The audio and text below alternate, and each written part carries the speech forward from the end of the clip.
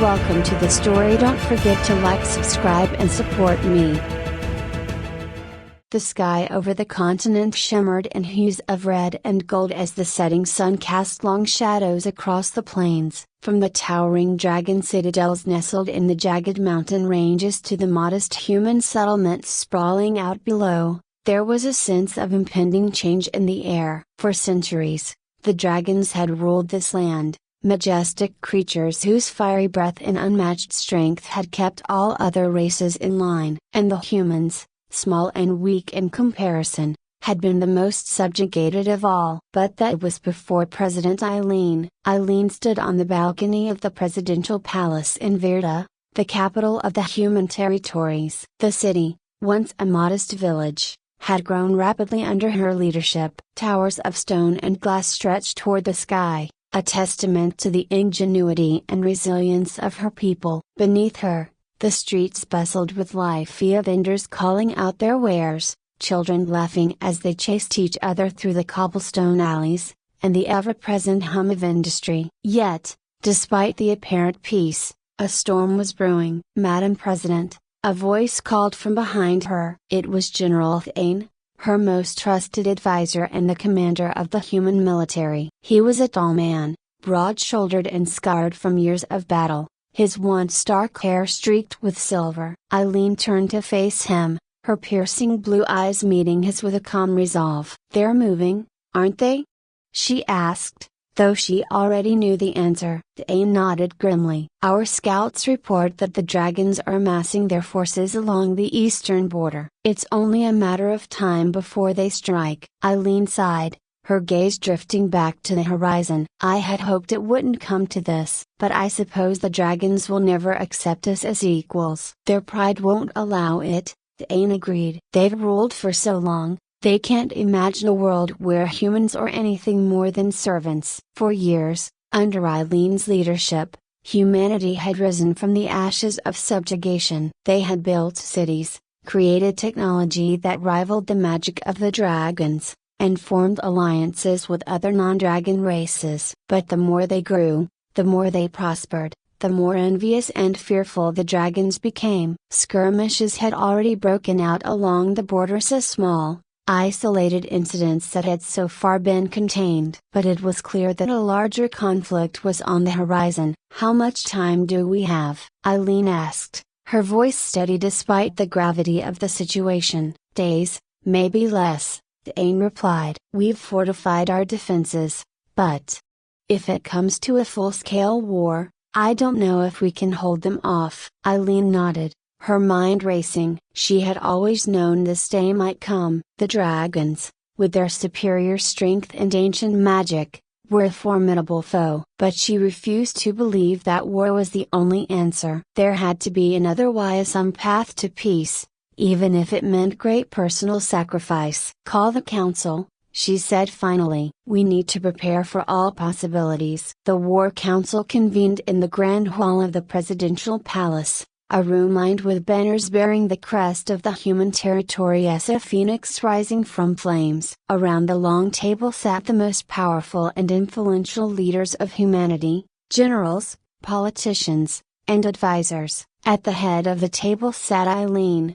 her face composed but her mind burdened with the weight of what was to come. "Reports from the Eastern Front indicate that the dragon forces are larger than we anticipated," General Thane began, addressing the room. "Their army numbers in the thousands, and they've brought their little ancient dragons with powers we haven't seen in centuries." Murmurs of concern rippled through the room. Ancient dragons were more than just beasts of war. They were living embodiments of magic and power, capable of leveling entire cities with a single breath of fire.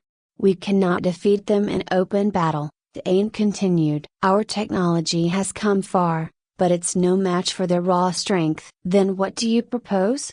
one of the council members asked, his voice tinged with fear. "Surrender?" "We don't surrender," Eileen said firmly, her voice cutting through the room like a blade. "But we also don't throw ourselves into a war we can't win. We need to find another way." "Another way?"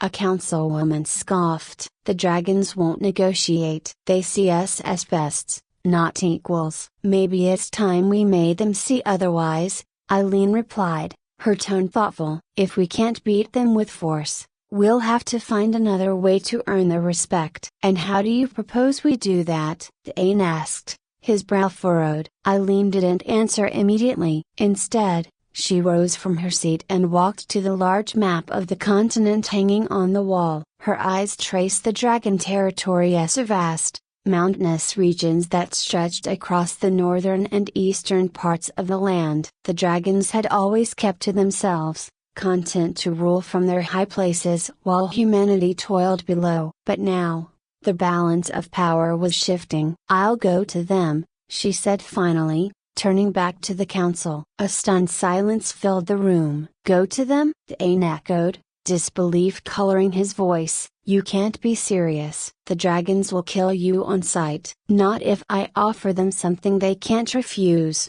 Eileen replied, her gaze steady. What could you possibly offer them?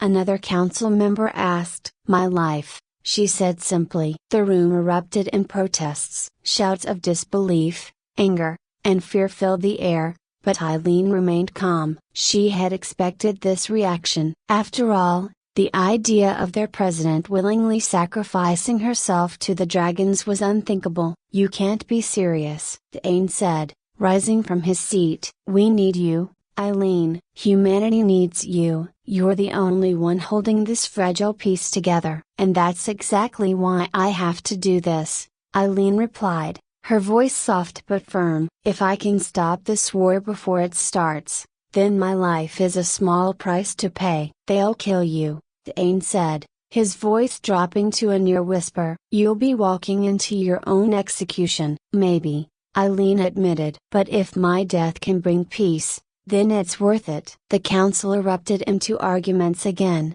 but Eileen remained resolute. She had made up her mind, and nothing they said would change it. Her people were on the brink of destruction, and if she had to give her life to save them, then she would do so without hesitation. We can't let you do this, Dane said, his voice pleading now. You don't have a choice, Eileen replied, her tone gentle but final. This is the only way. 2 days later, Eileen stood at the edge of the human territories, staring out at the jagged mountains that marked the border of dragon lands. The air was cold here, the wind whipping through the narrow pass like a howling beast. Behind her, a small delegation of human diplomats and soldiers stood waiting, their faces etched with fear and uncertainty. Are you sure about this? Dane asked, standing at her side. Eileen nodded. It's the only way. Dane looked as though he wanted to argue, but he knew better. Eileen's mind was made up, and nothing would change that. Instead, he sighed and handed her a small medallion, a token of her office, the symbol of humanity's leadership. Take this, he said, as a reminder of what you're fighting for. Eileen took the medallion and closed her fingers around it, feeling the cool metal press against her skin. Thank you, Dane, for everything. Without another word, she turned and began to walk toward the mountains. Each step felt heavy, as if the weight of the world pressed down on her shoulders. She knew what awaited her beyond those beaks of dragons, fierce and proud, ready to burn her and her people to ash. But she also knew that this was the only chance for peace. And if it meant sacrificing herself, then so be it. As she approached the border, a massive shadow passed overhead. Eileen looked up to see a dragon circling above, its wings beating the air with a force that shook the ground beneath her feet. This was it. There was no turning back now. The dragon landed in front of her,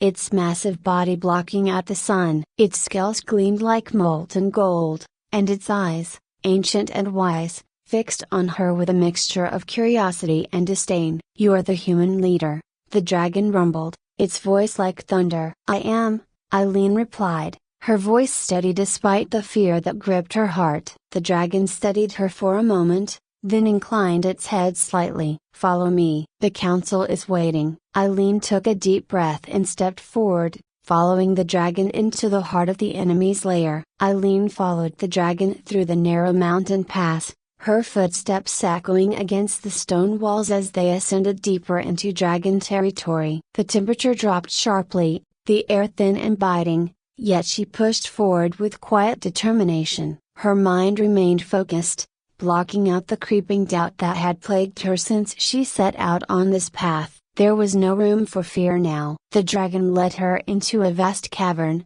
the entrance so wide it seemed to swallow them both whole. The interior was dimly lit by the glow of molten lava that flowed through cracks in the rock, casting eerie shadows on the cavern walls. Massive stone pillars, carved by ancient claws, stretched up toward the ceiling, which disappeared into the darkness above. Eileen's breath caught in her throat as she realized the magnitude of where she was at the heart of the Dragon Kingdom. At the center of the chamber sat a group of dragons, their scales shimmering in various shades of gold, red, and silver. Each one was massive, far larger than any dragon Eileen had seen in her life. They radiated power, their very presence filling the cavern with an oppressive weight. At the head of the group sat the Dragon King, Ignis, his scales a deep crimson that gleamed like freshly spilled blood. "You come willingly, human," Ignis's voice boomed, echoing off the cavern walls. His golden eyes bored into her, searching for weakness. "I do," Eileen replied, standing tall despite the oppressive heat and the overwhelming sense of danger. She knew that every step from here on out would be a test of her resolve, her courage, her willingness to sacrifice everything for her people. Ignis's lips curled into something resembling a smile, though it was more predatory than welcoming. "And what does the leader of such a small, fragile race wish to offer in exchange for peace? Surely you know you are in no position to bargain with us." Eileen took a deep breath, her heart pounding in her chest, but she did not waver. "I offer my life," she said, her voice calm and clear. "I know that the dragons see humanity's rise as a threat. I am here to show you that we do not seek war. If my death can bring peace between our races, I will give it willingly." The room fell silent. The dragons exchanged glances, their eyes narrowing in curiosity. They had not expected such an offer, especially from a human leader who had so boldly led her people to rise from the ashes of oppression. Eileen stood her ground, her gaze fixed on Ignis. "You think your death will be enough to satisfy us?" Ignis asked, his voice laced with disbelief. "I believe it will show you the strength of humanity's resolve," Eileen replied. "We may be smaller, we may be weaker in body, but we are strong in spirit. We do not seek to rule over you, nor do we wish to be your enemies. I am willing to die for that belief." Ignis studied her for a long moment, his gaze piercing. The other dragons shifted restlessly, clearly intrigued by this human's audacity. Eileen's heart raced, but she kept her expression calm, knowing that this moment was the culmination of everything she had worked for. "And what of your people?" one of the other dragons asked, his voice softer, but no less intimidating. His silver scales shimmered in the dim light. "Will they continue to rise against us after you are gone? Or will your sacrifice truly be enough to quell their ambition?" "My people will follow my lead," Eileen said. "They want peace as much as I do. They do not seek to dominate or destroy. We only wish to live, to grow, and to prosper in our own way. If you allow that, there will be no further conflict." Ignis leaned forward, his massive claws digging into the stone beneath him. "You are brave, human, I will give you that. But bravery alone is not enough. We are dragons, ancient and powerful, and we do not easily give up what we have ruled for so long. How can you, a single human, hope to change that?" "I cannot change the past," Eileen said softly. "But I can shape the future. If my death can show you that we are not your enemies, if it can prove that humanity is worthy of its place in this world, then it will not have been in vain."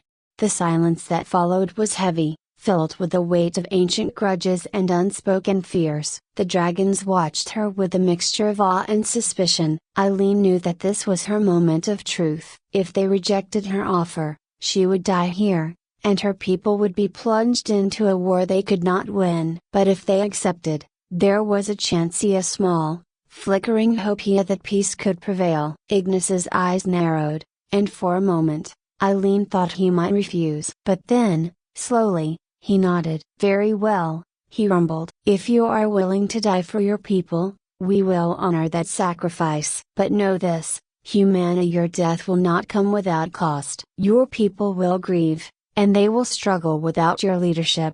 Are you truly ready to leave them behind?" Eileen swallowed hard, her heart aching at the thought of what she was giving up. But she had made her choice long before she set foot in this chamber. "I am ready," she said, her voice steady. Ignis rose to his full height, towering over her like a living mountain. "Then it is done," he declared. "Your sacrifice will bring peace to this land, and the dragons will honor your memory. We will no longer seek to rule over humanity. But note, these your people will be tested. They will face challenges that only the strong can overcome. If they falter, if they prove themselves unworthy, the peace you have fought for will crumble." "I understand," Eileen said, her voice barely above a whisper.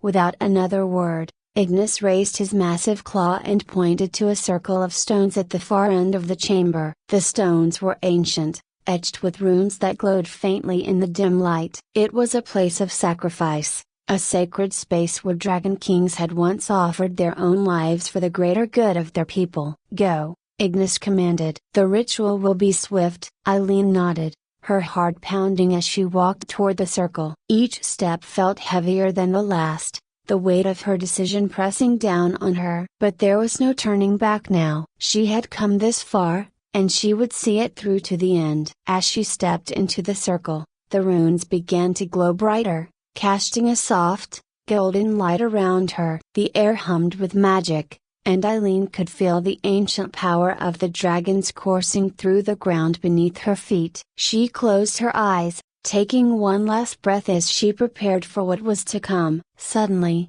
a sharp pain shot through her chest, and Eileen gasped, her eyes flying open. She looked down to see a beam of light piercing her heart, searing her flesh with white-hot heat. The pain was overwhelming, but she did not scream. Instead, she clenched her fists and stood tall, her mind focused on the faces of her people, the people she was dying for. The light intensified, enveloping her entire body in a radiant glow. Her skin burned, her bones ached, but still she did not falter. This was her moment, her final act of defiance against the cycle of violence that had plagued her world for so long. And then, just as suddenly as it had begun, the pain was gone. Eileen collapsed to the ground, her body limp and broken, but a strange sense of peace washed over her. She had done it. She had given everything, and now, perhaps, there was a chance for peace. The dragons watched in silence as the light slowly faded,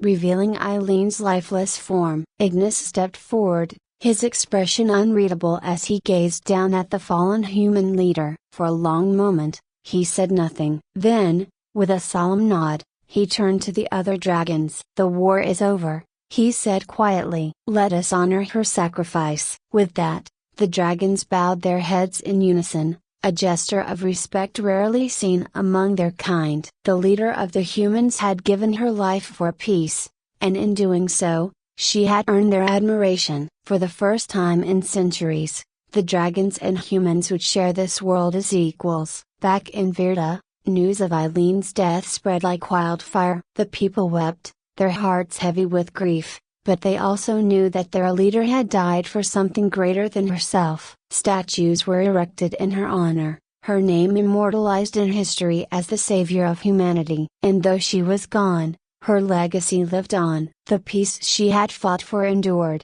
and the world she had left behind was forever changed. The dragons, once rulers of all, had stepped aside, allowing humanity to take its place in the sun. Eileen had become more than just a leader. She had become a symbol of hope, of sacrifice, and of the unbreakable spirit of humanity. And in the years that followed, her story was told and retold, a beacon of light in a world that had once been darkened by fear and violence. The fire of destiny had burned bright, and its flame would never be extinguished.